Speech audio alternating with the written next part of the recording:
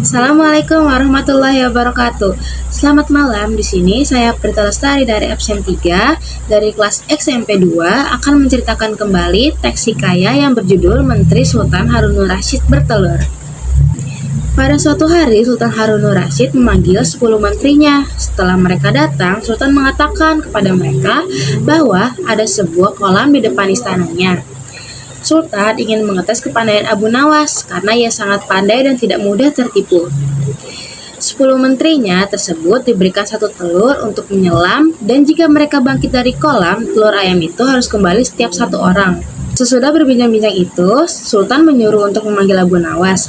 Abu Nawas pun datang menghadap raja. Abu Nawas diberikan tugas oleh raja. Abu Nawas dan 10 menterinya tersebut untuk menyelam ke kolam, dan bila keluar dari kolam itu harus membawa satu biji telur ayam. Maka siapa yang tidak membawa telur itu pasti akan mendapat hukuman. Abu Nawas melihat satu persatu menteri itu. Satu orang pun tidak ada yang berkeringat mukanya. Maka dia pun hanya berdiam dan sambil berpikir dan bertanya-tanya, menurut dia mencari telur ayam betina di dalam kolam apakah ada. Lalu malam pun tiba. Keesokan paginya, benar, masing-masing menterinya turun ke kolam itu untuk menyelam. Setelah itu, mereka pun mulai bangkit dari kolam itu.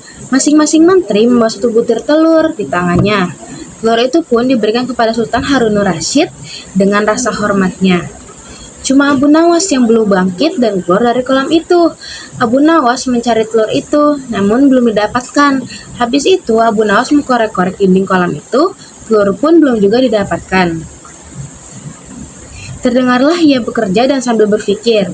Terdengarlah olehnya dan berkata, inilah tuanku. Ia pun berkata dalam hatinya untuk mencari akal bahwa Abu Nawas akan dihukum oleh Sultan. Dan juga ia meminta doa sama Allah Subhanahu wa Ta'ala supaya diselamatkan nyawanya dari ini. Maka ia pun bangkit dari kolam dan naik ke darat. Habis itu ia pun jongkok. Terdengar suara ayam berkokok-kokok. Di depan Sultan Harun Rasyid dengan suara nyaring. Raja pun menanyakan kepada Abu Nawas, hai Abu Nawas, manakah perjanjian kita? Kamu dan aku dan orang menteri ini, jika apabila keluar dari kolam itu, maka bawalah satu biji telur ayam. Orang ini sudah membawa telur, cuma kamu sendiri yang gak ada. Maka dari itu kamu harus dihukum. Sembah Abu Nawas, kata raja. Abu Nawas berdoa, wahai raja segala alam, adapun yang bawa telur itu ayam betina, itu penghormatannya. Ini ayam jantan dan sambil berkokok. Bagaimana ada ayam? Pasti ayam jantan dan betina lah yang menjadikannya. Jika ayam betina tidak ada ayam jantan, bagaimana ia dapat bertelur? Raja pun mendengar jawaban Abu Nawas yang sangat tepat. Raja pun tidak bisa berkata-kata, dan 10 menterinya itu menggaruk-garuk kepala sambil merasa malu.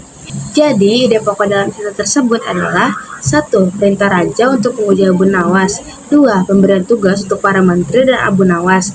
3. Pemberian telur sebagai syarat. 4. Merasa aneh dengan tugas yang diberikan raja. Dan kelima, mencari telur dalam kolam.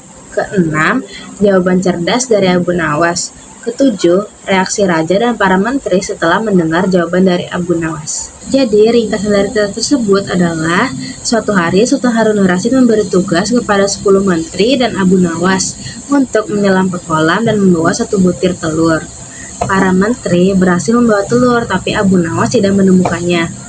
Saat Sultan hendak menghukumnya, Abu Nawas dengan cerdik beralasan bahwa hanya ayam betina yang bisa bertelur, sementara dirinya adalah ayam jantan yang hanya bisa berkokok. Jawabannya yang pintar membuat Sultan terdiam dan para menteri merasa malu. Abu Nawas pun berhasil lolos dari hukuman. Sekian cerita teks hikayat dari saya. Maaf jika ada kesalahan kata ataupun kata yang kurang atau kata yang berbelit-belit. Assalamualaikum warahmatullahi wabarakatuh.